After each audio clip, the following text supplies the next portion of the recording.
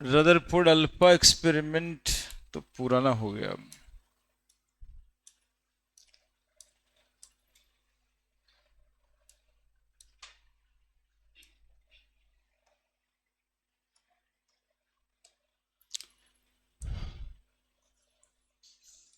Planck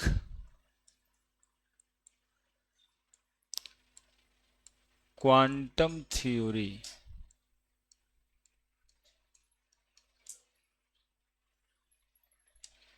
पिछले दिन पढ़े थे हम लोग electromagnetic wave theory given by Maxwell. आज है प्लैंक क्वांटम थ्योरी, मतलब गिवन बाय प्लैंक्स। तो प्लैंक साहब का कहना यह था कि इलेक्ट्रोमैग्नेटिक वेव का जो रेडिएशंस होता है वो कंटिन्यूअस नहीं होता है। It is discontinuous and in the form of packets of energy, each packet of energy called as quantum या फोटोन। कितना बात बोल दिए कि electromagnetic wave radiation is not continuous, it is discontinuous in the form of discrete packets of energy, each packet of energy called as photon या फिर quantum. देखो इसको समझाते हैं। कोई भी सोर्स आने एक बल्ब ले लेते हैं, ठीक है, एक वाइट वाला बल्ब है, इससे लाइट रेज निकलता है। लाइट रेज यानी ट्रांसवर्स रेज, ट्रांसफर रेज यानी electromagnetic wave.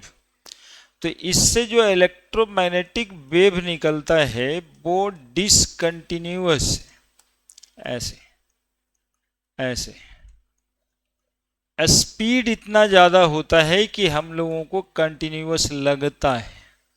It is discontinuous in the form of packets of energy, each packets of energy is called as photon और क्वांटम।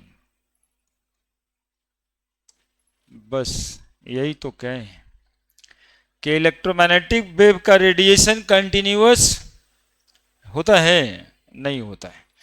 ऐसे भी वेव में हम लोग पढ़े थे, थोड़ा रियलाइज करो कि वेव पार्टिकल होता है और ये पार्टिकल अपने मीन पोजीशन पे वाइब्रेट करता है। यही पार्टिकल ऊपर नीचे करता है, उसी को हम लोग वेव कहते हैं। तो ये जो बल्ब है इससे 100 वाट लिख देते हैं, मान लो 100 वाट W। तो 100 वाट का मतलब क्या, देखा है ना बल्ब में 100 वाट लिखा हुआ, 20 वाट, 10 वाट। 100 वाट का मतलब 100 जूल एनर्जी पर सेकेंड इमिट होता है ना। 100 वाट का मतलब 100 जूल ऑफ एनर्जी पर सेकेंड रिलीज होता है। अब ये जो पर सेकेंड एनर्जी है और यहाँ पे जो पार्टिकल है, वेव पार्टिकल, ये अपने मीन पोजीशन पे ही क्या करता होगा, वाइब्रेट करता होगा, दैट इज वेव। तो इलेक्ट्रोमैग्नेटिक वेव का रेडिएशन कंटिन्यूअस नहीं होता है, ऐसा कहना है प्लैंक साहब का, है ना। Radiations from any source of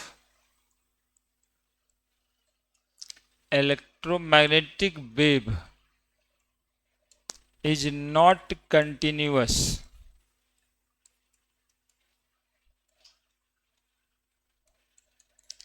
it is in the form of, it is in the form of, it is in the form of discrete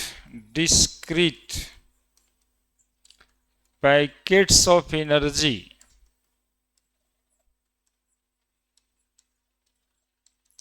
each packet of energy, each packets of energy is known as photon और quantum, photon और quantum, each packets of energy known as photon और quantum. लिखिए पहला point.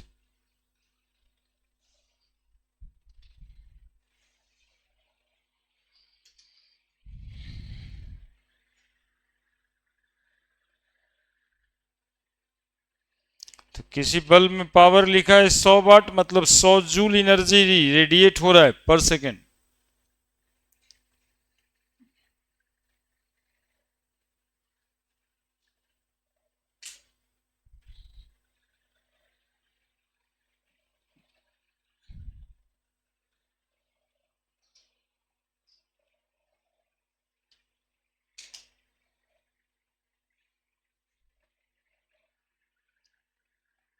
Radiation from any source of electromagnetic wave, कोई भी source हो electromagnetic wave का, ये कंटिन्यूअस नहीं होता। It is in the form of discrete packet of energy. Discrete मतलब होता है बाबू अलग अलग, डिस्क्रीट मतलब अलग अलग, अलग अलग packets of energy. Each packets of energy is known as photon और क्वांटम।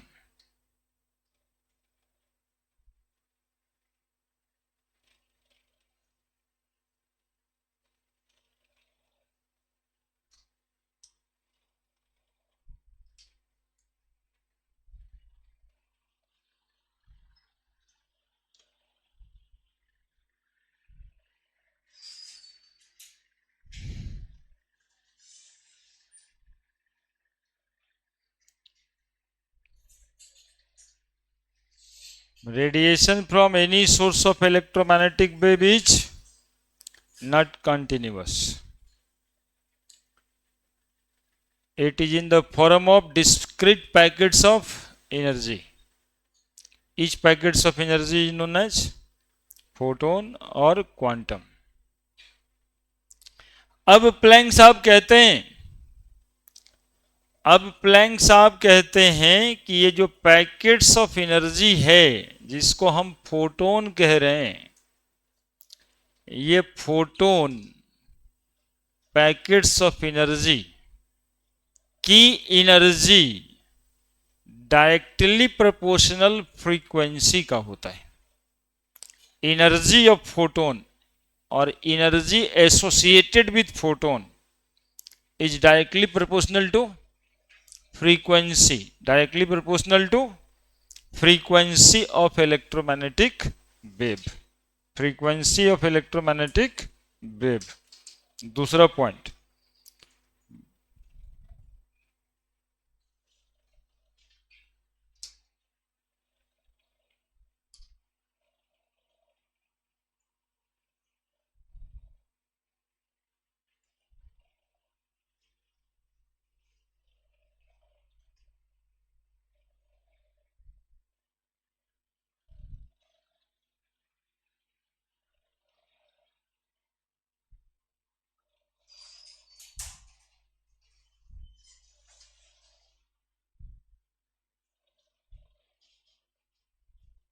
लिख दिए।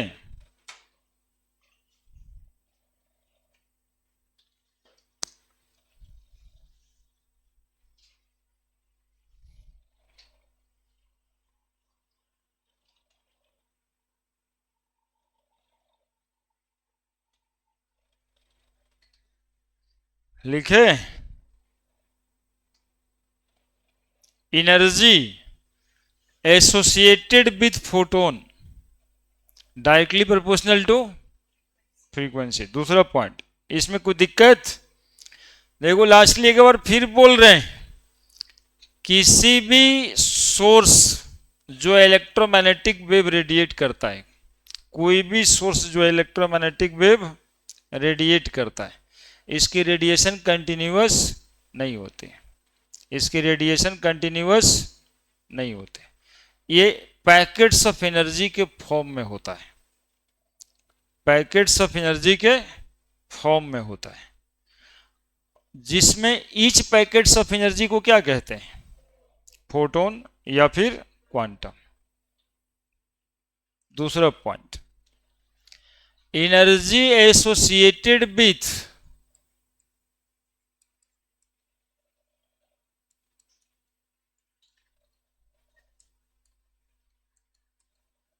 फोटोन और quantum is directly proportional two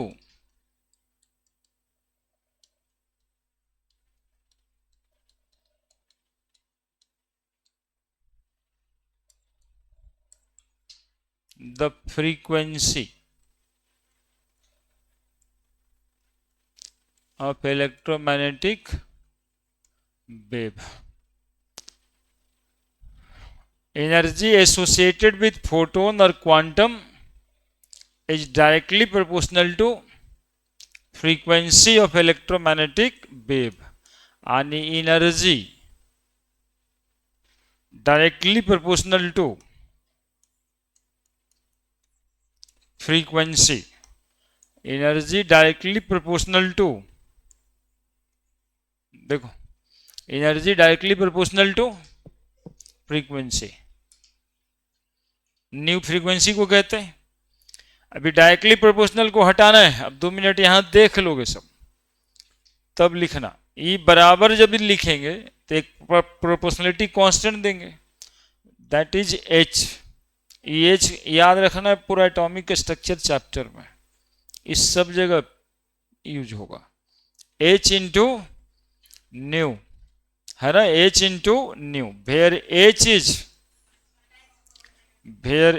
is Planck constant, where H is Planck constant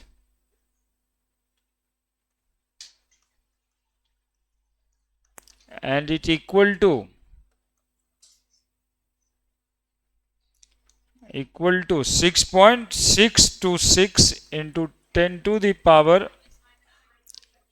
-34 joule पर सेकेंड, नहीं जूल पर सेकेंड नहीं, जूल सेकेंड। जैसे Avogadro number याद रखे थे ना, वैसे ये नंबर भी याद रखना है। 6.626 into 10 to the power -34 joule second. Energy associated with photon और quantum is directly proportional to the frequency of electromagnetic wave.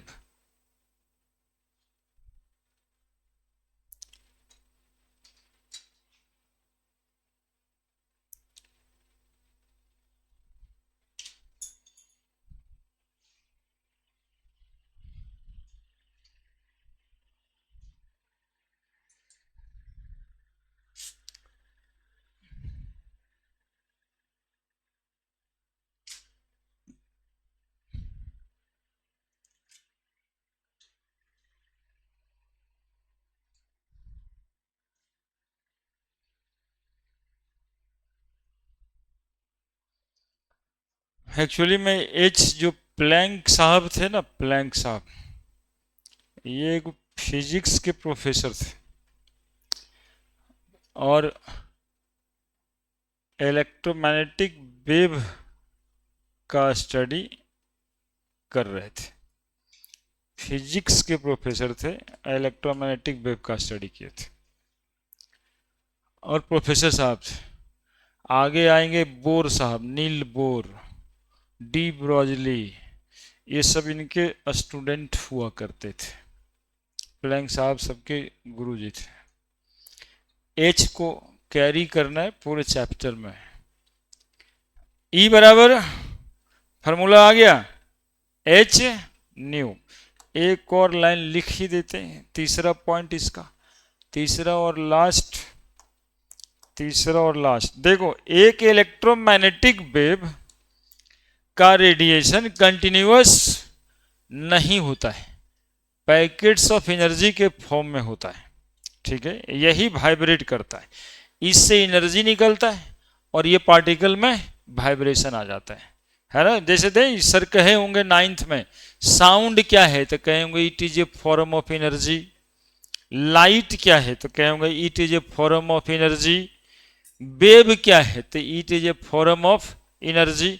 तो वो 100 वाट का जो बल्ब है उस 100 जूल एनर्जी रेडिएट कर रहा है, और उस अमाउंट ऑफ एनर्जी से यहाँ पे फोटोन पार्टिकल वाइब्रेट कर रहा है। बस यही सीखना है हमको, है ना। और यही फोटोन के वाइब्रेशन को हम क्या कहते हैं, वेव कहते हैं। ठीक है। अब एक वेव में फोटोन की संख्या n नंबर है, n नंबर ऑफ फोटोन है, और एक फोटोन की एनर्जी कितनी निकल के आई, एच न्यू। एक फोटोन की एनर्जी, एक फोटोन की एनर्जी बोलो ना, एच न्यू, और फोटोन की संख्या n। तो एनर्जी ऑफ इलेक्ट्रोमैग्नेटिक वेव बराबर क्या होगा, एन एच न्यू होगा। If an electromagnetic wave, if an electromagnetic wave consists from n number of particle,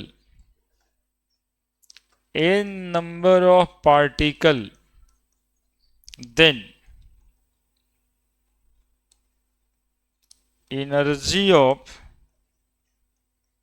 electromagnetic wave is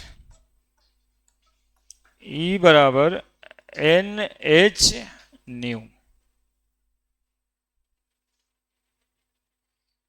ई बराबर N H new.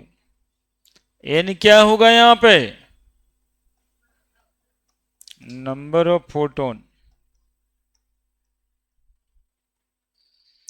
New frequency, nu frequency, ई energy है।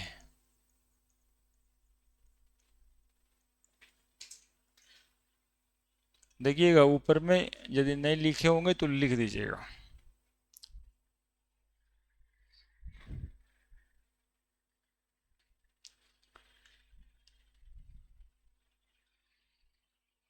Energy electromagnetic wave का N H nu, N number of photon, H Planck constant, nu frequency.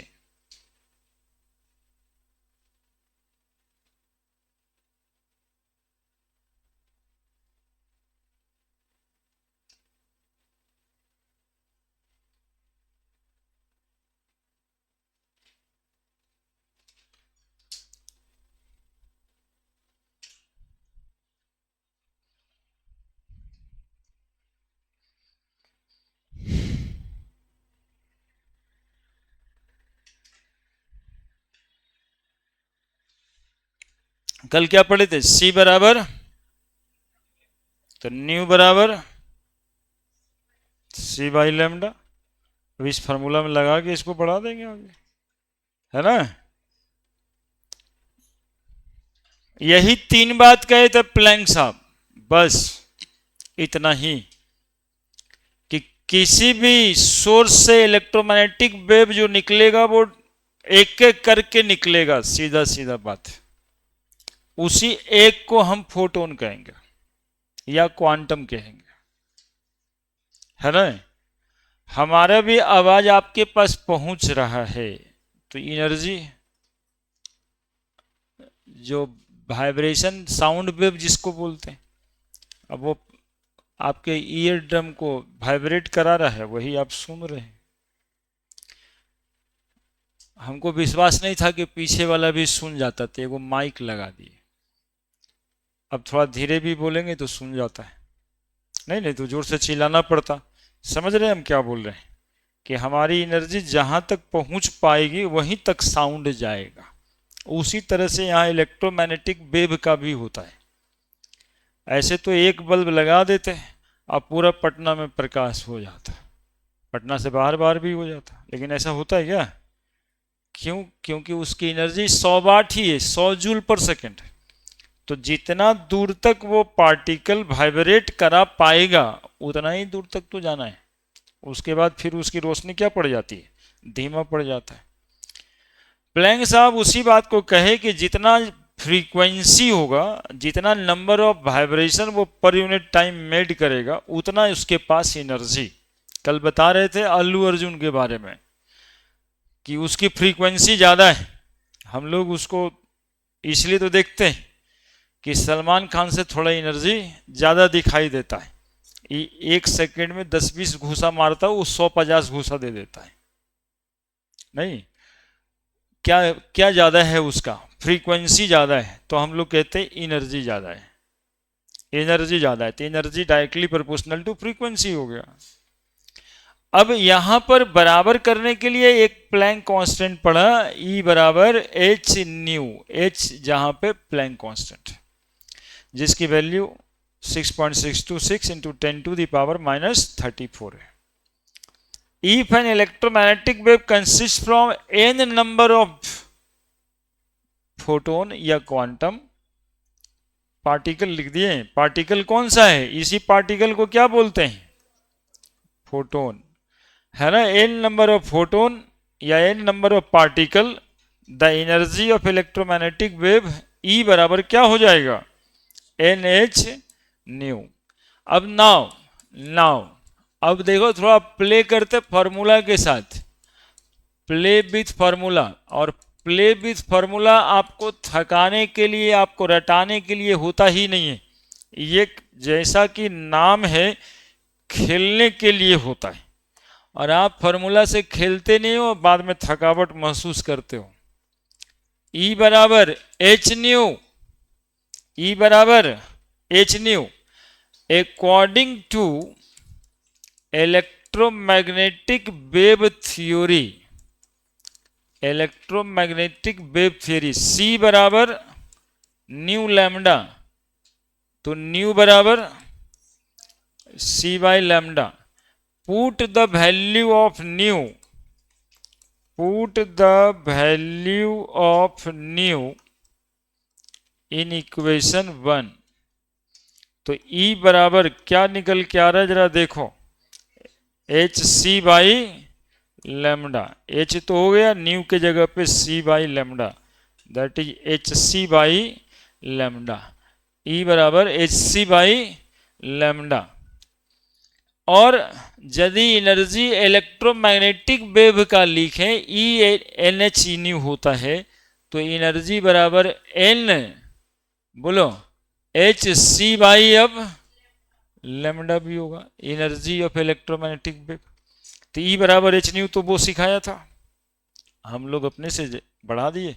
E बराबर H C by lambda, जहां H की value, H Planck constant तो कहते ही हैं, लेकिन numerical में प्लैंक कांस्टेंट की वैल्यू ही रखेंगे ना।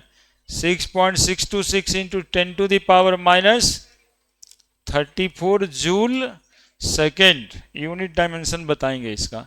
C बराबर 3 इंटू 10⁸ मीटर पर सेकेंड। HC का भी गुना रखना, जब H आधी रखना है, C आधी रखना है।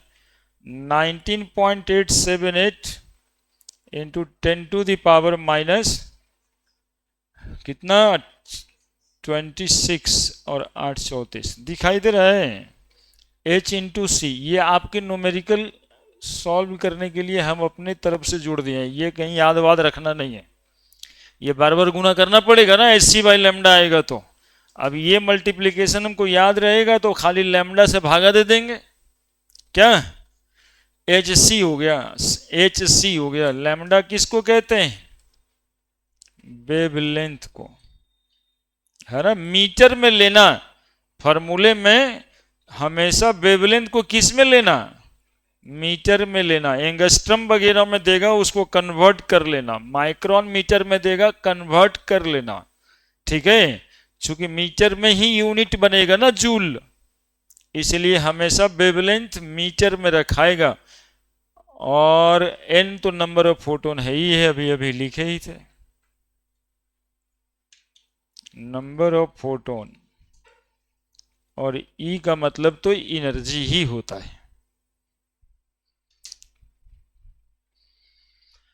और E बराबर जब हम लोग एच सी बाई लैम्डा लिख देते हैं, तो यहां पे प्लैंक क्वांटम थ्योरी साथ साथ में इलेक्ट्रोमैग्नेटिक वेव थ्योरी दोनों मिला हुआ है ना। इलेक्ट्रोमैग्नेटिक वेव थ्योरी जो पिछले दिन पढ़े थे और प्लैंक क्वांटम थ्योरी जो आज पढ़े, ये दोनों का मिक्स्ड फॉर्मूला है एनर्जी बराबर hc बाई लैम्डा। बोलेगा कौन सा इसमें फॉर्मूला दोनों थ्योरी को रिप्रेजेंट करता है, electromagnetic wave theory as well as Planck constant theory, Planck quantum theory. तो कौन सा फॉर्मूला, E बराबर hc बाई लैम्डा, है ना। चूंकि एच न्यू केवल प्लैंक साहब से आया, इलेक्ट्रोमैग्नेटिक वेव थ्योरी रख दिए तब जाके hc बाई लैम्डा आया। तब ये फॉर्मूला आपको इलेक्ट्रोमैग्नेटिक वेव थ्योरी और प्लैंक क्वांटम थ्योरी दोनों रिप्रेजेंट करता है।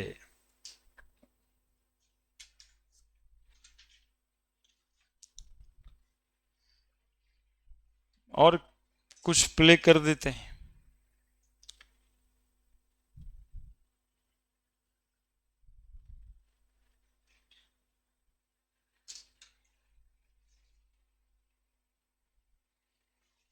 यही खेल जो है ना फॉर्मूला के साथ न्यूमेरिकल सॉल्व कराता है, क्वेश्चन यही बनवाता है। क्वेश्चन पे जाके क्वेश्चन नहीं बनाना होता है, क्वेश्चन बनाने के लिए ये सब करना है। अब क्या है, क्वेश्चन में खाली फ्रीक्वेंसी देगा और एनर्जी पूछेगा, वो लगा देंगे। यदि क्वेश्चन में वेवलेंथ दिया और एनर्जी पूछा तो ये लगा देंगे, और नंबर ऑफ फोटोन भी दिया तो ये लगा देंगे।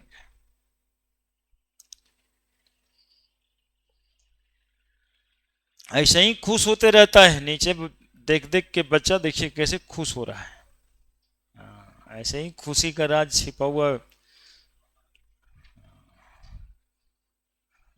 Reason of happiness.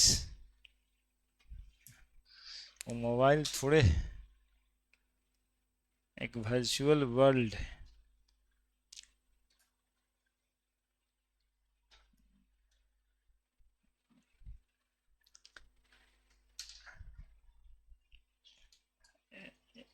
उन्हें 0.878 ये दोनों का गुना किए, समझ आया ना कि एसी कैसे लिख दिए सर, ऐसा तो नहीं है। एच का वैल्यू यही है और सी का वैल्यू यही है, दोनों गुना कर दिए हैं सिर्फ, ठीक है।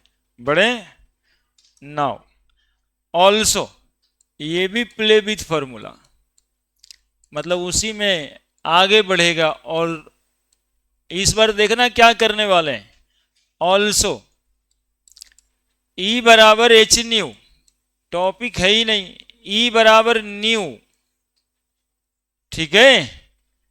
एक मिनट, ऑल्सो ई बराबर एच न्यू, क्या आप पढ़े थे क्या, न्यू बराबर 1 टाइम पीरियड पढ़े थे क्या। सिंस न्यू बराबर 1 टाइम पीरियड, तो एनर्जी बराबर, बताइए तो कैसा फॉर्मूला दिखाई दे रहा है, E बराबर h/t, जहां पे t क्या है, टाइम पीरियड। यदि फ्रीक्वेंसी नहीं देता है और टाइम पीरियड दे देता है तब भी एनर्जी निकल नहीं जाएगा क्या। और टाइम पीरियड वाला क्वेश्चन है, ये बड़ी फालतू क्वेश्चन होता है, ये आप लोगों के दिमाग में एक बार में एडजस्ट नहीं होता। वो बोल देगा कि वो पार्टिकल जो है, फोटोन जो है, 50 को वाइब्रेशन किया 50 सेकंड में, तो टाइम पीरियड ही तो दिया है, या इतना सेकंड लगता है उसको एक वाइब्रेशन में, तो टाइम पीरियड तो ही है। तो टाइम पीरियड देते एच को टी से डिवाइड कर देना है, ठीक है। सिंस अगेन ई बराबर एच न्यू, ठीक है, ई बराबर एच न्यू। देखिए और कुछ करना चाह रहे हैं हम, एक्चुअली में आप लोग की तरह फार्मूला से खेलने की बारी हो तो एकदम आप ही लोग की तरह कि ऐसे कर देते हैं वैसे कर देते हैं। ई बाई न्यू बराबर क्या हो गया, एच, ई बाई न्यू बराबर एच, और एच क्या है, आनी कांस्टेंट है, आनी कांस्टेंट है, आनी ई बाई न्यू बराबर कांस्टेंट। और जब दो का गुना कांस्टेंट हो जाए या जब दो का डिवीजन कांस्टेंट हो जाए तो हम लोग ऐसे लिख सकते हैं E1/ν1 बराबर E2/ν2 या E1/E2 बराबर E1/E2 बराबर बोलो ν1/ν2। देखिए कितना आसानी से दो वेव का रिलेशन मिल गया हमको। E1/E2 बराबर ν1/ν2। क्या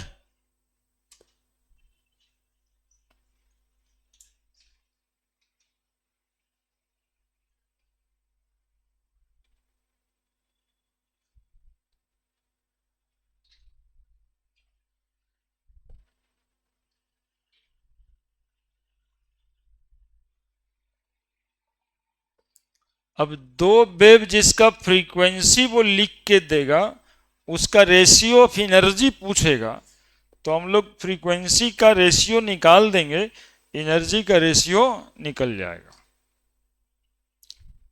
और एक क्वेश्चन पिछले बार शायद ऐसा ही दिया हुआ था कहीं पे, टेस्ट वगैरह लिए थे, उसमें था क्या E1/2 बराबर ν1/ν2, ऐसे ही कुछ था एक ठो। हो गया। अच्छा अब देखो कितना सारा घेर रहे हैं, फॉर्मूला कितना सारा बना रहे हैं। एक क्वेश्चन सेट करने वाला यही सोचता है कि ये ऐसा ऐसा दे देंगे तो ये से निकल जाएगा। वो भी तो सोचता है ना जो क्वेश्चन देने वाला है कि क्या क्या क्वेश्चन हम फॉर्म कर सकते हैं, ऐसे ऐसे दे देंगे तो इस तरह से बच्चा निकालेगा। तो पहले फॉर्मूला बना कि पहले क्वेश्चन बना? तो बना तो पहले फॉर्मूला है, उसी के ऊपर क्वेश्चन बना है। अब आप अपने प्रैक्टिस से उस फॉर्मूले को उस क्वेश्चन पे लगा पाते हो या नहीं लगा पाते हो? होता थोड़ा उलट है कि आप पहले देखते हो क्वेश्चन और फिर सोचना शुरू करते हो कि इसमें लगाएं क्या। हम क्या कह रहे हैं कि हम पहले ही फॉर्मूला ही बनाएंगे, न्यू बराबर c/λ। तो बताओ E1/E2 उसी के आगे लिखते जाना है, ν1 तो c/λ1, c1 लिखने से कोई फायदा है? और c/λ2, c तो कांस्टेंट ही है, तो E1/E2 बराबर c/λ1 इंटू c/λ2। तो ये c से c कट गया, तो E1/E2 बराबर यानी वेवलेंथ जब दे तो λ2/λ1 का रेशियो निकाल देंगे, एनर्जी का रेशियो निकल जाएगा।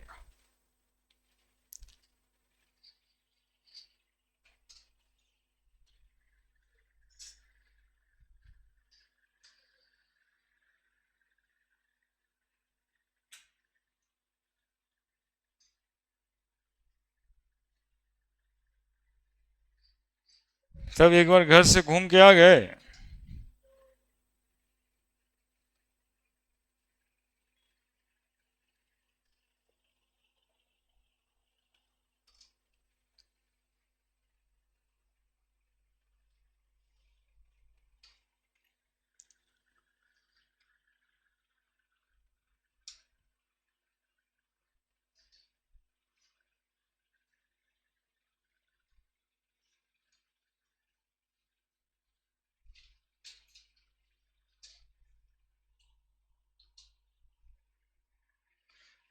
तो दो वेवलेंथ के रेशियो से एनर्जी निकाल लेंगे, दो फ्रीक्वेंसी के रेशियो से एनर्जी का रेशियो निकाल लेंगे। अब एक बात करनी है कि एनर्जी वेवलेंथ पे कैसे डिपेंड करता है? फ्रीक्वेंसी से तो डायरेक्टली प्रोपोर्शनल है।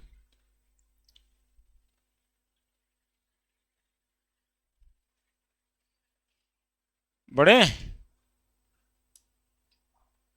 ऑल्सो एनर्जी बराबर hc/λ, यही तो पढ़े। h और c दोनों कांस्टेंट ही है,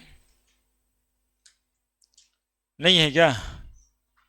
यानी कि energy inversely proportional to wavelength, है ना। इसका मतलब है energy of electromagnetic wave is inversely proportional to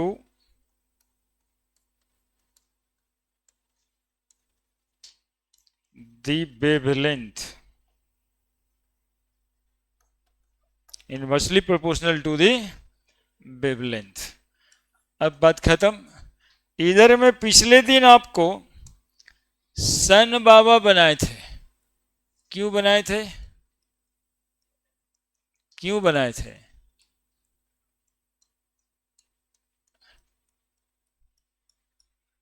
तुम लोग बता ही नहीं रहे यार, क्यों बनाए थे?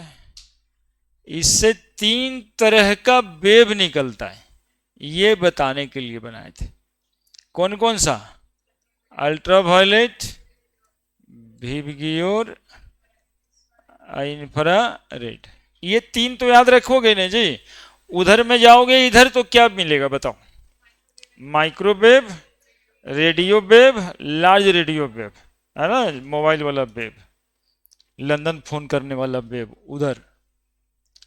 इधर जितना खराब रेज, एक्स रेज और गामा रेज, इधर कॉस्मिक रेज कोई लिख के देगा इधर, है ना। जितना खराब रेज तुमको दिखाई देता होगा वो इधर, और जितना बढ़िया रेज दिखाई देता होगा वो उधर। देखिए ना कैसे बंटवारा है। विव की ओर जितना बढ़िया रेज, इंफ्रारेड रेज के वजह से ही गर्मी लगती। आपका कपड़ा यदि धूप में सूखता है तो इस रेज के वजह से नहीं, इस रेज के वजह से, इंफ्रारेड रेज के वजह से। ठीक है। अब इधर से इधर जाते हैं तो वेवलेंथ क्या होता है? इंक्रीजेज। फ्रीक्वेंसी क्या होगा? Frequency decreases. और फ्रीक्वेंसी डिक्रीज करेगा तो एनर्जी क्या होगा? डिक्रीजेज। यानी ज्यादा एनर्जी का वेव अल्ट्रावायलेट है, कम एनर्जी का wave infrared rays. Red rays की एनर्जी ज्यादा कि वायलेट रेज की एनर्जी ज्यादा? वायलेट की एनर्जी। ब्लू की एनर्जी ज्यादा कि रेड की एनर्जी ज्यादा? ब्लू की एनर्जी ज्यादा। रेड की एनर्जी कम होता है, वेवलेंथ ज्यादा होता है ना। रेड की एनर्जी कम और वेवलेंथ ज्यादा। वो ट्रैफिक पे लाल लाइट इसलिए लगाता है कि वेवलेंथ ज्यादा होता है तो दूर से दिखाई दे देता है ना। इसलिए नहीं कि उसको ज्यादा एनर्जी है, एकदम लाल जल रहा था। जैसे हम लोग जो कहते हैं कि एकदम लाल जल रहा था, मतलब बड़ी एनर्जी में जल रहा था, ऐसा नहीं, बड़ी एनर्जी में नहीं। एनर्जी क्या है उसका? कम। वेवलेंथ ज्यादा है, रेड का वेवलेंथ ज्यादा है ना। वो हम लोग का दिमाग के वजह से कभी कभी कंफ्यूजन हो जाता है। इस क्वेश्चन को कहीं अच्छे जगह पे पूछ दे तो खराब हो जाएगा। अरे एकदम घुसा के लाल हो गया था, लाले ना हुआ था, ब्लू ने ना हुआ था। ब्लू हो जाता घुसा के, तब समझते कि एनर्जी ज्यादा हो गया था, है ना। तो घुसा के लाल होना मतलब बहुत ज्यादा एनर्जी में नहीं रहना है। घुसा के क्या हो जाना है? Blue.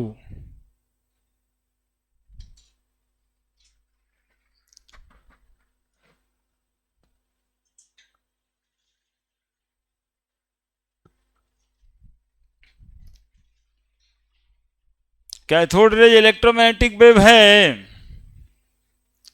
Cathode rays electromagnetic wave है। Anode rays, alpha rays, beta rays नहीं, ये सब इलेक्ट्रोमैग्नेटिक वेव नहीं है, क्योंकि इस सब में चार्ज है। और चार्ज है तो इलेक्ट्रिक फील्ड या मैग्नेटिक फील्ड में डिफ्लेक्ट कर जाएगा। ठीक है, लिख दिया। तो इधर सारा फार्मूला हो गया। अब देखो इतना फार्मूला बता के ही कह देंगे कि अब आपके लेवल में जितना क्वेश्चन इस टॉपिक से है, चाहे जिस भी किताब में है, एक एक करके सब बन जाएगा। अब आपको सिर्फ क्वेश्चन समझने की बात है और कोई समस्या नहीं होगा। फार्मूला सब पहले से बता दिए।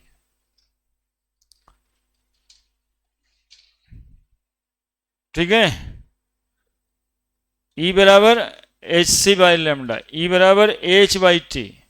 एक फॉर्मूला अभी बच रहा है, जानते हो कौन? यदि वेव नंबर दे दे और एनर्जी पूछे तो ई बराबर क्या लिखेंगे? H C. याद होगा, वेव नंबर 1/λ को कहते हैं। Reciprocal of wavelength is called as wave number. तो न्यू पे बार ये वेव नंबर है। ये आप लोग के ऑप्शन वाले क्वेश्चन में भी रह सकता है, भूल जाते हैं ना। वेवलेंथ याद करवाए 10-20 बार, बोले वेव नंबर का यूज कम है, भूल गए, वही वाला पूछ दिया है। तो वेव नंबर कुछ होता था, जहाँ लिखे हो वहीं पर अलग से लिख देना, बस दिमाग उधर भी रहना चाहिए कि वेव नंबर 1/λ को कहते हैं। देखो कहाँ पे लिखे हैं, ई बराबर एच सी बार लेमडा, वहीं पे लिख देना एच सी न्यू पे बार, एच सी न्यू पे बार। नहीं मिल रहा, कहाँ पे लिखे थे?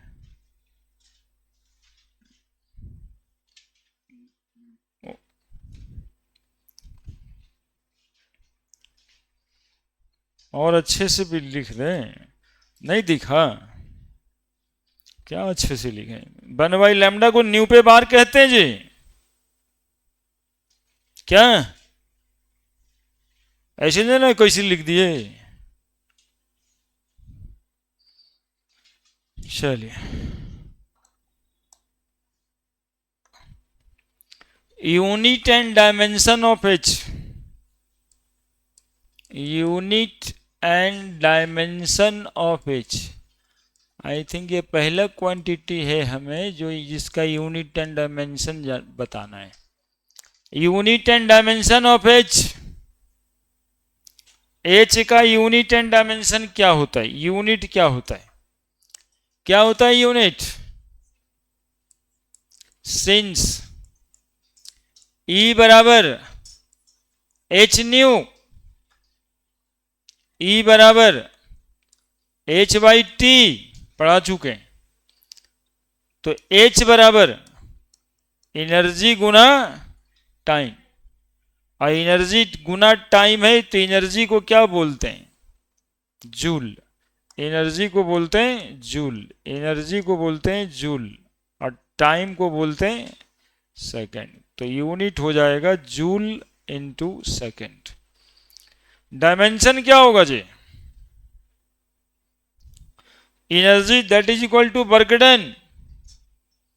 वर्क डन, वर्क डन का यूनिट मतलब डायमेंशन नहीं जानते, भूल गए, एफ इंटू एस है ना, फोर्स इंटू डिस्प्लेसमेंट। फोर्स का dimension M L T minus 2, और नहीं जानते तो उसके भी उपाय, एम जी लिखेंगे, फिर एम वी बाई टी लिखेंगे, है ना। वैसे फोर्स का डायमेंशन याद होना चाहिए, एम एल टी माइनस 2 और एस एल, तो क्या आ गया? M L square T minus 2। तो एनर्जी का डायमेंशन एच बराबर हो गया आपका M L square T minus 2, और एक ठो और क्या है? टाइम। तो एच बराबर क्या निकल गया? M L square T minus 1। तो एच का dimension M L square T minus 1, dimension of H. अब एक बात लिखा जाए कि फंडामेंटल यूनिट ऑफ एच बताइए, फंडामेंटल यूनिट ऑफ एच बताइए। तो क्या बोलिएगा? Fundamental unit of H joule fundamental है जी। फंडामेंटल 7 ही क्वांटिटी है, KG, metre, second, kelvin, candela, ampere और मोल। तो यदि इसका फंडामेंटल यूनिट पूछ रहा है तो हम लोग को इसके डायमेंशन को लेकर के बात करनी होगी। मास को KG, length metre square, second -1, this is a fundamental unit. ऐसे ही सवाल आता है ना। जूल तो है ही है, पूछ रहा है वो फंडामेंटल यूनिट। 4 ऑप्शन देने का रहता है तरीका, एक वो आपको दे देगा जूल भी, जो आप खोज रहे हैं जूल सेकंड, आप फट से टिक लगा दीजिए जूल सेकंड, अब हो जाएगा कंप्लीट गलती। और गलती ऐसा वैसा नहीं हो सकता है, चेक करने वाला तुम्हारे घर पे आके डांट दे, बोलेगा अरे यही पढ़े थे, जूल फंडामेंटल यूनिट है। एक तो इस क्वांटिटी का आप जानते चाहे नहीं जानते, जूल फंडामेंटल तो नहीं है, ये भी तो जानना है। फंडामेंटल वो साथी है, किसी भी क्वांटिटी का फंडामेंटल यूनिट पूछ रहा है तो आपको जवाब देना है KG metre second candela ampere kelvin mole, इतना ही में बात करना है। ये ना कि कोई पूछा फंडामेंटल यूनिट, आप बता रहे न्यूटन, न्यूटन से फंडामेंटल क्या होगा, KG metre square second minus one, fundamental unit of H.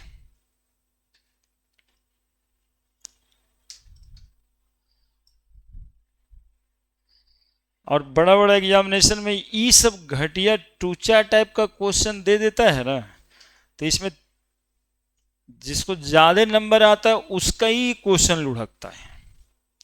इसलिए सब पर ध्यान दे के रहना है कि सब कुछ तो बढ़िया गया, टफ क्वेश्चन था बना दिए, एक ई वाला आ गया था, हमको लगा जूल सेकेंड, ठीक लगा दी।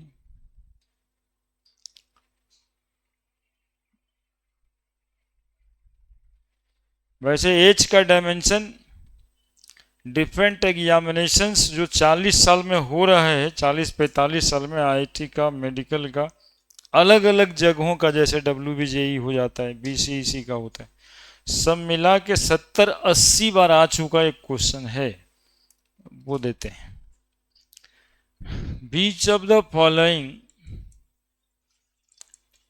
बीच of the following has same dimension of h Planck constant. Option A momentum,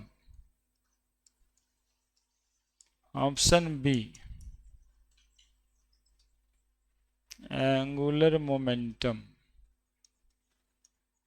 option C torque, option D work done. एकदम कॉमन कॉमन है ये क्वेश्चन, 70-80 बार आ चुका है। मतलब परीक्षा कोई हो, ये जैसे बिहार में नीतीश कुमार है वैसे ये कंपटीशन में क्वेश्चन है। हाँ, चाहे परीक्षा कैसनो रहे ये क्वेश्चन आता है, काहे कि एच जो भाई साहब है केमिस्ट्री में, यूनिट डायमेंशन फिजिक्स में, तो ये दो सब्जेक्ट का एक लौता क्वेश्चन बन जाता है।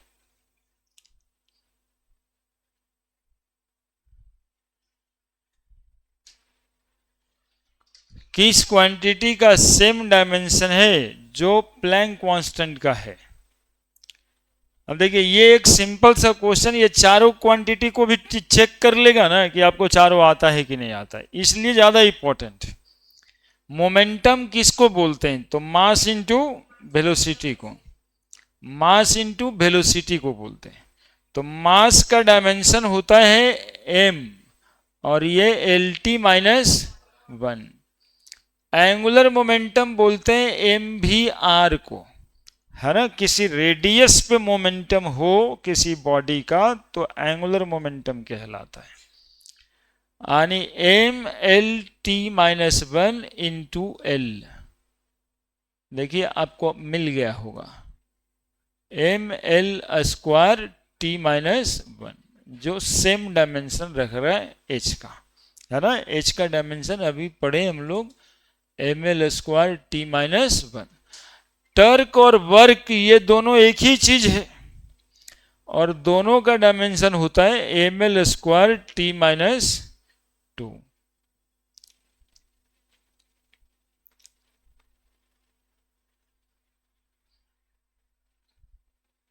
डायमेंशन वगैरह निकालने में कोई कंफ्यूजन कहीं पे हो ना तो फॉर्मूला खोलते जाइए, मिल जाएगा, है ना। जैसे बरगडन होता है ना जी, हम लोग चलते हैं तब टर्क भी वैसे ही होता है, दरवाजा वगैरह किसी पाइवट पे कोई बरगडन करता है, घूमता है तब, है ना। दरवाजा में नहीं देख तो 3 गो लगा रहता है, 1 2 3 4 गो पेच कसने वाला, और उसी में जिंदगी भर वो बेचारा घूमते रहता है।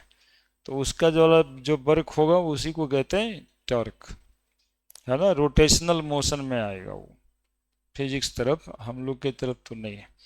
हम लोग की तरफ पूछ करके तो बचवा को केमिस्ट्री से थोड़ा सा डराता है कि फिजिक्स में जान रहा है, टर्क उर्क जानता है कि नहीं। ठीक है, कंप्लीट, ठीक है।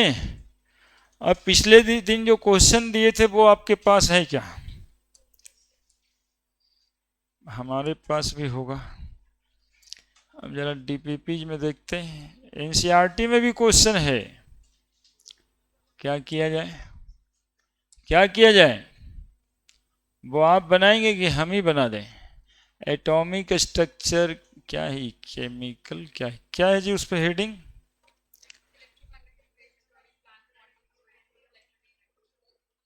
इलेक्ट्रोलाइसिस है, काइनेटिक्स,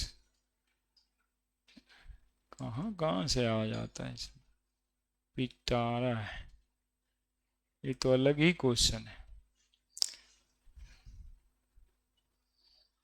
1 मिनट,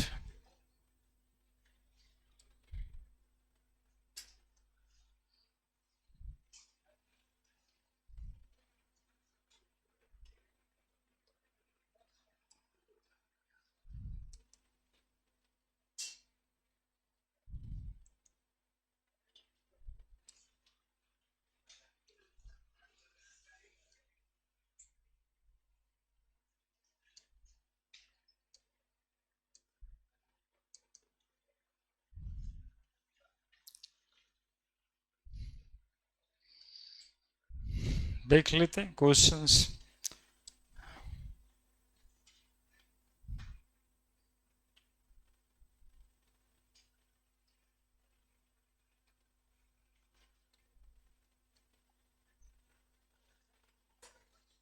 क्वेश्चन सब आप लोग के पास होगा।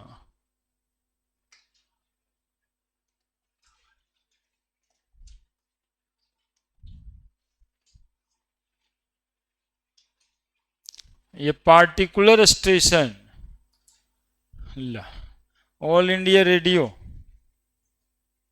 ठीक है, नहीं क्वेश्चन आप ही लोग के लिए खोले, पढ़िए ना डीपीपी निकाल करके, कितना बढ़िया क्वेश्चन है ये, दादाजी के बाजा में बोलता रहता था, ये ऑल इंडिया रेडियो स्टेशन है 1368 हर्ज पे। बना दिए, बना दिए।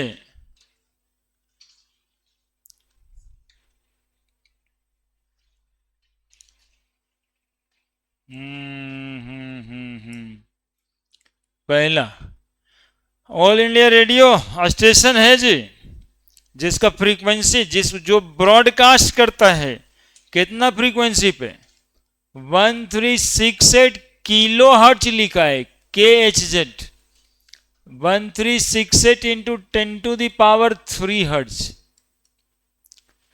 The wavelength of electromagnetic radiation emitted by the transmitter is, पूछ रहा है कि ये जो फ्रीक्वेंसी है इसके लिए कितना वेवलेंथ का रेडिएशन होगा। बनाइए, सी बराबर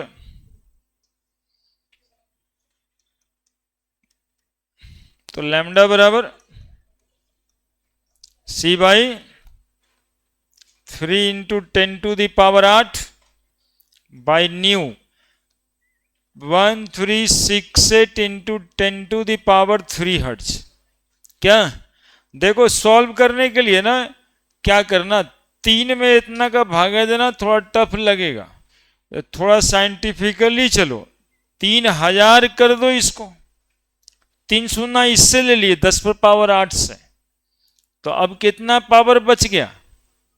5। 3 सुना तो इसका ले लिए बाई 1368 इंटू 10⁻3। अब 2 बार में लगेगा तो 3000 में डिवाइड कर देना है। 1368 3000 डिवाइड बाई 1368 2.19 2.19 इंटू 10⁻5 और 3 कितना बचा? 2। क्या लैम्डा वेवलेंथ है किस चीज में? मीटर में, है ना। इसके बाद 2 आ रहा था जी, ऑप्शन देख रहे हैं 4 अक्षर में लिखा है, कितना था? 2। तो ठीक है, लिख दीजिए 219.2 मीटर हो गया आंसर। चलिए उतारिए जल्दी से।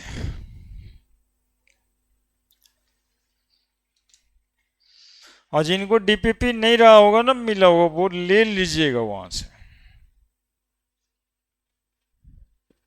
दूसरा बनाइए, बैठल मुझे calculate the energy in joule. लिए फटाफट, सब रेस्टलेसनेस में चला जाता है।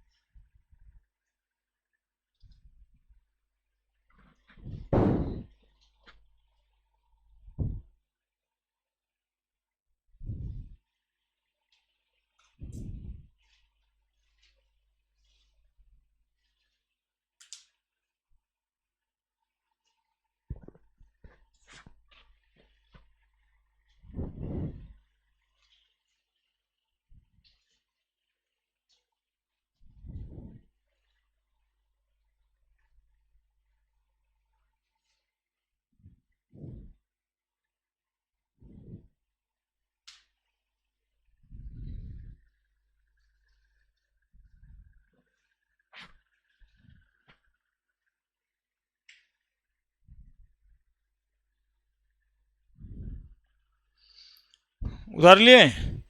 देखिए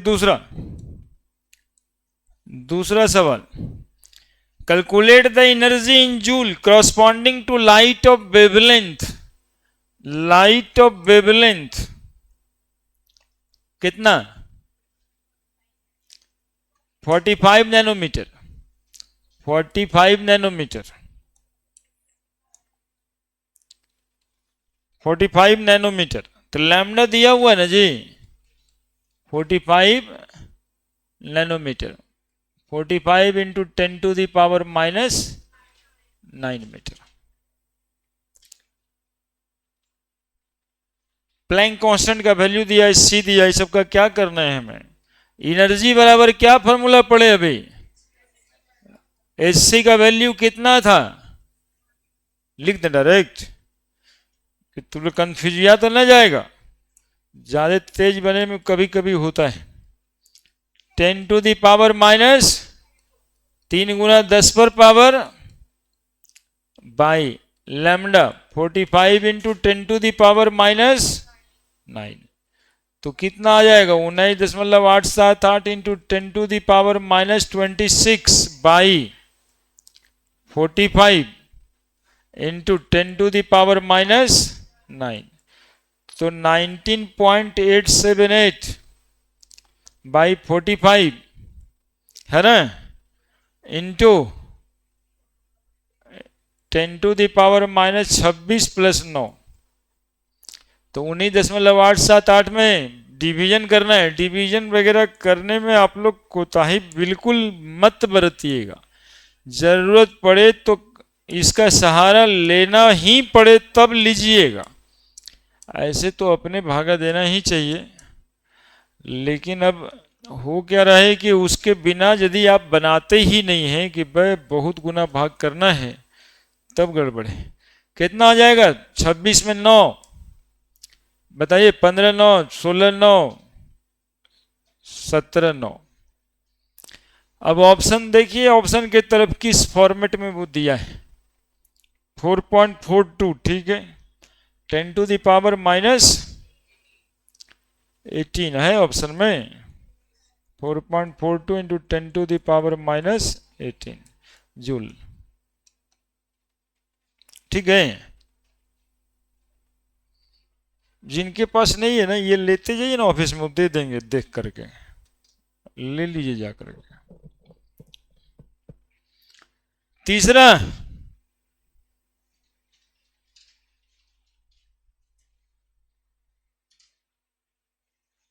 लिखा वैल्यू ऑफ प्लैंक कांस्टेंट इतना, स्पीड ऑफ लाइट इतना, which value is closest to wavelength in nanometre of quantum of light of frequency इतना। फ्रीक्वेंसी दिया है भाई, बस इतना से जरूरत है हमको, इतना सारा क्वेश्चन से जरूरत भी नहीं है। फ्रीक्वेंसी दिया है, बस ये चाहिए। ठीक तो है। बनाते जाओ ना, सब बना देंगे जी अभी तुरंत।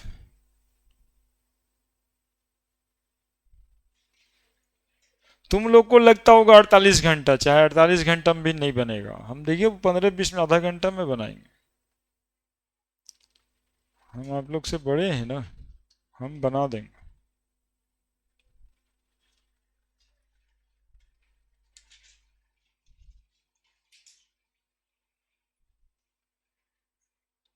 बड़े। नेक्स्ट, तीसरा, प्लैंक कांस्टेंट की वैल्यू दी है, स्पीड ऑफ लाइट दिया है, क्या करेंगे उसका। फ्रीक्वेंसी से मतलब है, फ्रीक्वेंसी 6 गुना 10⁻15 है ना। तो E बराबर H new,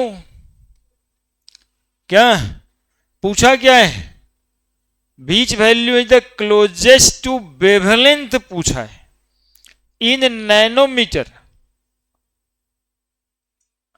of a quantum of light whose frequency 6 गुना 10⁻15।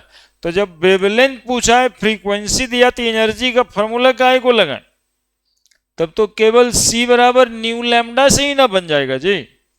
तो लैम्डा बराबर C by new, 3 into 10⁻8 by 6 into 10⁻15, क्या तो 15 की 17 है। अच्छा, 8 - 15 0.5 इंटू 10⁻⁻7। अब वो कह रहा है वेवलेंथ इन नैनोमीटर, हमें नैनोमीटर में वेवलेंथ बताइए। तो इतना मीटर आया ना वेवलेंथ। अब जिनके पता है कि 1 नैनोमीटर कितना मीटर को कहते हैं, तो 10⁻⁻9 मीटर बराबर 1 नैनोमीटर। तो 0.5 into 10⁻⁻7 metre is equal to 1/10⁻⁻9 गुना 0.5 इंटू 10⁻⁻7, क्या तो 0.5 इंटू 10⁻⁻7 प्लस 9, 0.5 इंटू 10⁻2, तो 0.5 गुना 100 बराबर 50 नैनोमीटर। और क्या, ये इतना यदि आप पहली बार हैं तब, नहीं तो समझ सकते हैं -7 है, -9 में नैनोमीटर होता है, लेकिन बनाइएगा।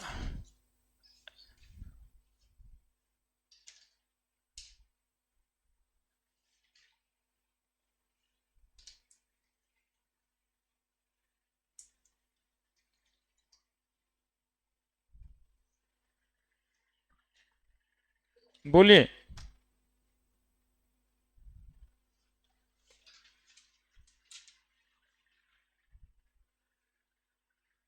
बना लिए? लिख दिया? बड़ा जल्दी लिख रहा है सब। बढ़े, नंबर चौथा पे चलें। 4 number, according to law of photochemical equivalence, यही लॉ को फोटोकेमिकल इक्विवेलेंस भी बोलते हैं बच्चा। ये जो फॉर्मूला आया, यानी प्लैंक क्वांटम थ्योरी को क्या बोलते हैं? Photochemical equivalence. इक्विवेलेंस कहने का मतलब यहां पे जानते हो क्या है? इक्विवेलेंस कहने का मतलब यहां पे है फ्रीक्वेंसी के बराबर एनर्जी, है ना। फ्रीक्वेंसी को इक्विवेलेंट किया है एनर्जी से, इसलिए लॉ ऑफ फोटोकेमिकल इक्विवेलेंस। तो E बराबर एच सी बाई लेमडा, तो कितना लिखे थे हम लोग? 6.626 into 10⁻⁻34 joule, 3 Guna 10⁸ by lambda. लेकिन ये बात किस चीज में होता है? जूल पर सेकंड में। तो जूल और अर्ग में क्या रिश्ता है? आप लोग को ही पता होगा ना, फिजिक्स पढ़ते हैं आप लोग। बताइए जल्दी से, याद नहीं है? 10⁻⁻7 जूल बराबर 1 अर्ग। इस सब में रुकिएगा नहीं, नहीं तो यही सब रोक रख के रख देगा, है ना।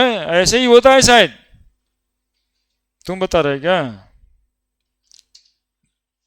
अब क्या करेंगे इसको? 10⁻⁻7 से गुना कर देंगे, तो एन है उसमें। एवोगाड्रो नंबर भी दिया था, पर मोल में पूछ रहा है वो, तो अभी तक तो ठीक ही है। पर मोल में पूछ रहा है, तो जूल को अर्ग में कन्वर्ट करो पहले। इतना जूल में इतना अर्ग, तो उतना जूल में कितना अर्ग? 1/10⁻⁻7 गुना उतना।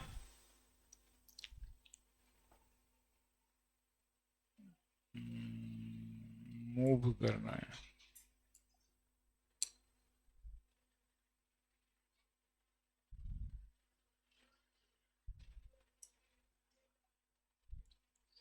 उन्नीस 878 into 10⁻⁻26 by 10⁻⁻7 Guna lambda into 6.022 into 10⁻, कितना कर दें? 23। कितना के लिए? 1 मोल के लिए। तो 19.878 into 10⁻⁻26 plus 7 Guna 6.022 into 10⁻23 by lambda.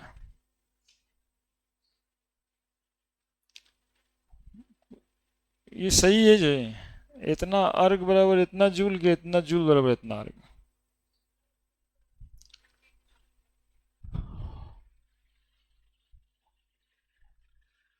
बनाइए बनाइए बनाइए, गुना उना कीजिए। कौन कैसे हमारे कराने के लिए बैठे रहता है यार, तुम लोग सब कह जावे यार, सर बनाएंगे उतार लेंगे। मैथ भी ऐसे ही चल रहा है क्या? सर बनाएंगे हम उतारेंगे?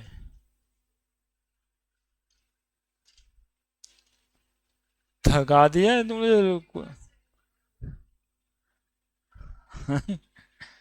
10⁻⁻7 ना,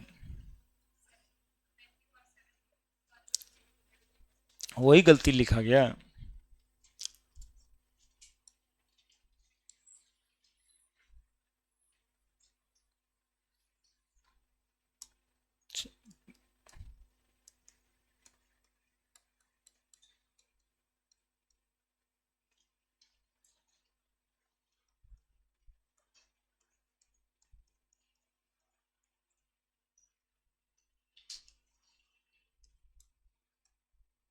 जूल पर सेकेंड। 19.878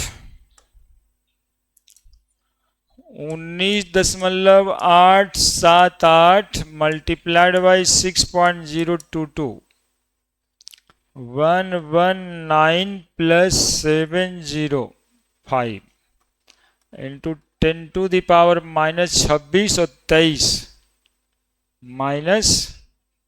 -3 बाई लैम्डा जूल पर मोल।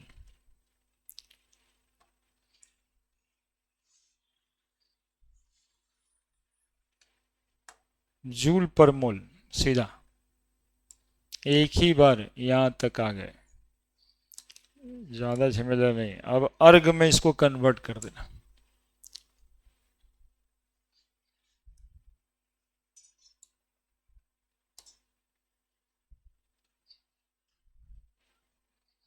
अभी तक जूल और अर्ग में रिलेशन आप लोग नहीं बताए बराबर। कितना जूल में कितना अर्ग? 1 जूल इज इक्वल टू 10⁻7 अर्ग। 1 जूल इज इक्वल टू 10⁻7 अर्ग, है ना? तो इतना जूल बराबर 119.705 इंटू 10⁻³ बाई लैम्डा जूल बराबर 10⁻7 by 1 Guna 119.705 Guna 10⁻³ by lambda. तो 7 और 3 कितना गया?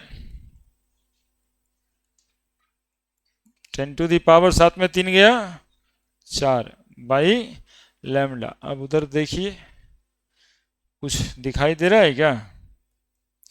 1.19 तो 10⁻16 है ये। एगो 10⁻8 भी है, तो 4 और 2 6 ना होगा। ओह सेट, ये सब तो दे रखा था, हम देखे नहीं वैल्यू। ठीक है, यूनिट का खेला है जूल और सेंटीमीटर मीटर।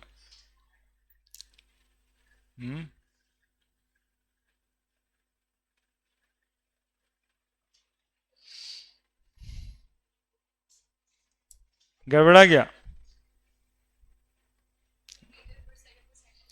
रुकिए, इसको हम बनाते हैं, हम ही को बनाना है तो हम ही बनाते हैं। समझ में आया? अब एनर्जी बराबर, देखिए एक्चुअली में हमें कुछ नहीं करना था भाई, ये तो वैल्यू लिखा है यहाँ पे। तो एनर्जी बराबर hc बाई लैम्डा। रुकिए, हम अपना केमिस्ट्री के हिसाब से कर दें काम। -27 अर्ग सी 3 गुना 10⁻10 सेंटीमीटर पर सेकेंड, ठीक है, बाई लैम्डा। एक ही साथ तो सब हो गया, काहे के लिए उतना झमेला हम कर रहे थे, है ना? जो जो डेटा दिया हुआ है उसी से। तो 6 3 दूनी 6, 6 दून 6 × 18 8 बच गया 1 और 6 × 18 1 19 गुना 10⁻27 और 10 17 बाई लैम्डा गुना 6.022 इंटू 10⁻23। बात खत्म करिए गुना करके, ये आ जाएगा 1.196 इंटू 10⁻6 बाई 10⁸ बाई लैम्डा। वहीं पर काट के बना दीजिए ये वाला। डायरेक्शन अलग था, एक ठो जूल में था, एक ठो मीटर में था, इसलिए गड़बड़ हो गया था। एक्चुअली में इसके डेटा को हम नजरअंदाज किए और एक जूल में लिया एक मीटर में लिया, तो गलत तो होना ही था। अब सही होगा। अरे और सवाल बनाइए, तो झूठे में इतना सवाल भेज दिया।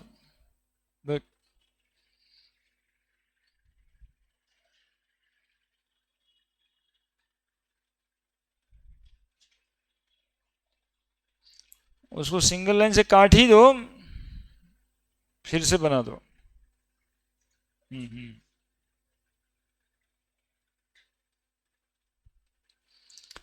है ना, वो एक जूल में लिखा गया था भाई, एक मीटर में लिखा गया था, फिर अर्ग में एक साथ कैलकुलेट कर रहे थे, इसलिए नहीं आएगा, ये आ जाएगा। और इसमें सब लिखा हुआ ही था। बड़े पांचवा, अरे को नंबर ऑफ फोटोन वाला क्वेश्चन बनाना था।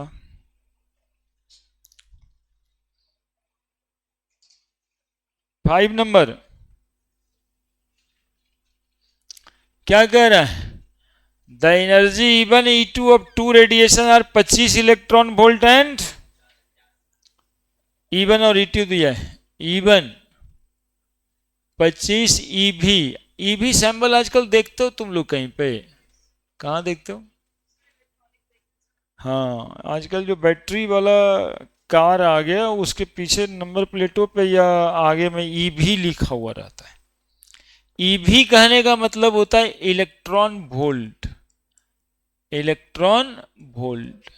10वां में पढ़े थे आप, वर्कडन बराबर Q इंटू V, या आप पढ़े थे V बराबर W/Q, पढ़े थे W/Q। तो W बराबर Q भी, यही Q बन गया है E, और V अपने जगह पे है। देखना ऐसने सिंबल है ना, EV वाला गाड़ी, EV से रिचार्ज होता है, EV लिथियम बैटरी रहता है इसमें, है ना, EV लिखा रहता है, इलेक्ट्रॉन वोल्ट। एक इलेक्ट्रॉन वोल्ट बराबर 1.6 इंटू 10⁻⁻19 जूल के करीब में होता है। लिख के रख देना, यहां जरूरत नहीं। The relation between their wavelength पूछ रहा है, बोलो बच्चा क्या करें?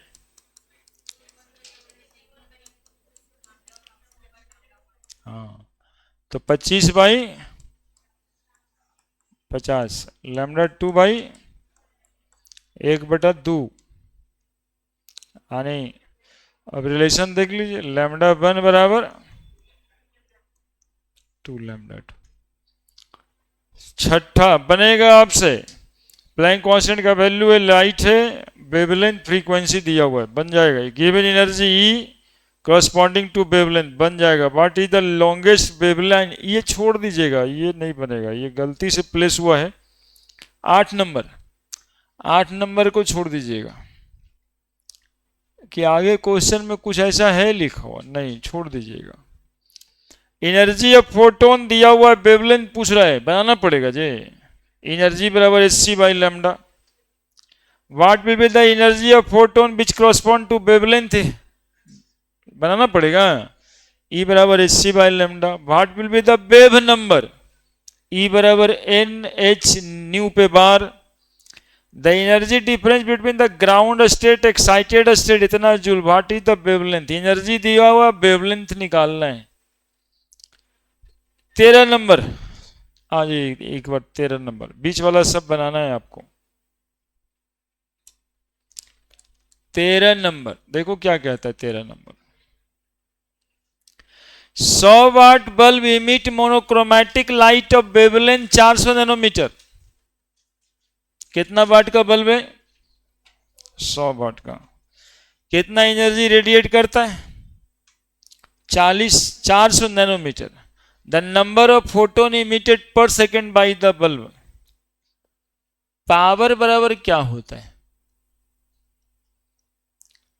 Work done by time. Work done को हम लोग क्या कहते हैं? Energy by time. पावर का यूनिट क्या कहलाता है? पावर का यूनिट वाट। पावर का यूनिट वाट। तो एनर्जी जूल में और टाइम सेकंड में, यानी joule per second is equal to watt. 100 watt bulb है,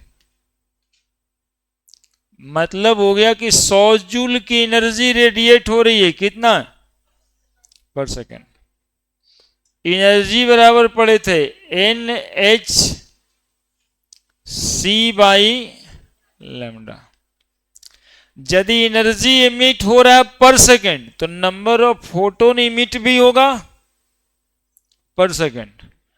यदि एनर्जी इमिट हो रहा है पर सेकेंड तो नंबर ऑफ फोटोन इमिट नहीं होगा पर सेकेंड।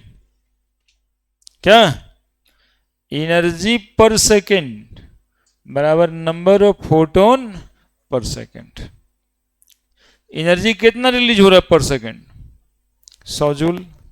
नंबर ऑफ फोटोन पर सेकेंड निकालना है। एच की वैल्यू बोलिए ना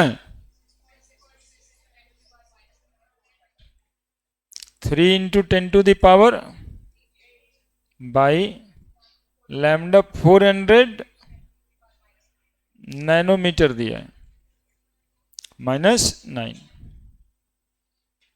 n इज इक्वल टू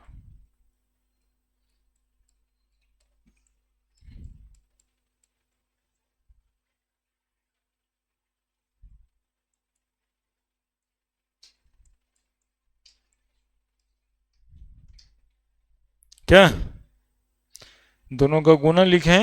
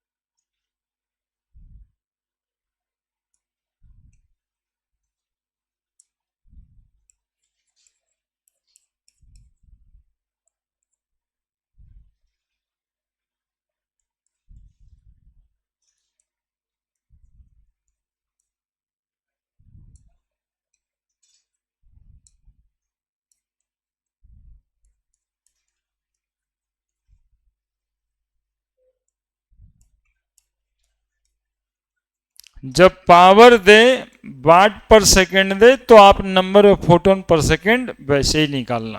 देख लो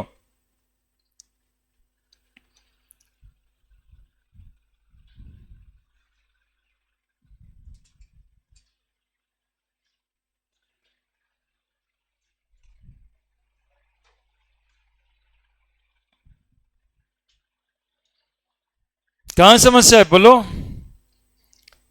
14 हो गया 13 हो गया आपका frequency of green light. Frequency दिया है वेवलेंथ पूछ रहा है नहीं बन जाएगा। Ratio of energy of photon energy का रेशियो 2000 एंगस्ट्रम और 4000 एंगस्ट्रम थी तो ऐसे ही बन जाएगा वेवलेंथ लैम्डा 2 बाई लैम्डा 1 क्या 2 आएगा। Which of the following statement is correct. Photon positive charge है। Photon is particular light energy है। पार्टिकल ऑफ लाइट एनर्जी है फोटोन। फोटोन n छूट गया है बना लेना। Photon is a bundle of energy of definite magnitude but not light energy. ठीक है ना। Photon packets of energy. चलिए भाई प्लैंक क्वांटम थ्योरी हो गया। एनसीईआरटी आप लोग देखते रहिए। एनसीईआरटी का क्वेश्चन पहले भी बता चुके थे कौन कौन। आज उसमें से ऐड कर दीजिएगा जितना शुरुआत से होगा 4-5 नंबर बढ़ जाइएगा आगे। नहीं समझे समझ गए पिछला बना ठीक।